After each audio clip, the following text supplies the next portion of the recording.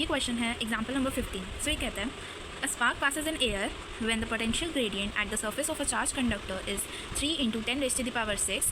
What must be the radius of an insulated metal sphere which can be charged to a potential of 3 into 10 raised to the power 6 before sparking into air. So ये कह रहा है कि हवा में एक spark हुआ है और उस टाइम पे एक चार्ज कंडक्टर के सरफेस पे जो पोटेंशियल ग्रेडियंट है वो हमें ये दे रखा है। तो हमें पूछ रहा है कि एक इंसुलेटेड मेटल स्फेयर का रेडियस क्या होगा अगर उसमें हमने इतना पोटेंशियल दे दिया। तो बिफोर स्पार्किंग इनटू एयर, कि एयर में स्पार्क हुआ उससे जस्ट पहले हमने इतना पोटेंशियल उसको दे दिया, तो उसका रेडियस क्या। यहाँ पे हमें पोटेंशियल ग्रेडियंट दे रखा है दैट इज़ 3 इंटू 10⁻⁶, जो है एक कंडक्टर का, चार्ज कंडक्टर का ये पोटेंशियल ग्रेडियंट है।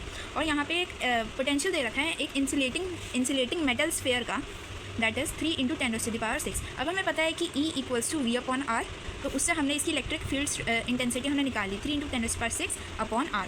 अब हमें इस R को ही निकालना है। सो हमने इसको मान लिया इक्वेशन नंबर 1 एंड इसको इक्वेशन नंबर 2।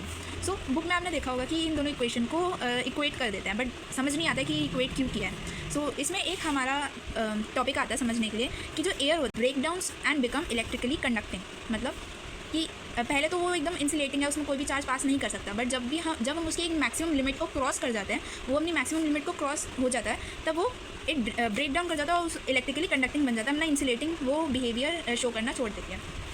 तो हम इसमें दोनों की कंडक्टिंग और इंसुलेटिंग की इलेक्ट्रिक फील्ड इंटेंसिटी को इक्वेट नहीं कर रहे हैं, क्योंकि ये लाइक एयर जो है ये मैक्सिमम फील्ड इंटेंसिटी की इक्वल है और यही जो है ये मैक्सिमम फील्ड इंटेंसिटी है। तो हम इसको बोल सकते हैं कि ये एयर ब्रेकडाउन स्ट्रेंथ है।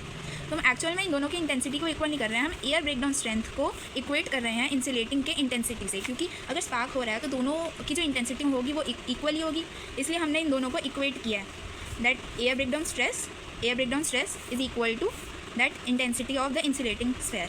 अब हमने इन दोनों को इक्वल किया तो R आ गया 1 मीटर।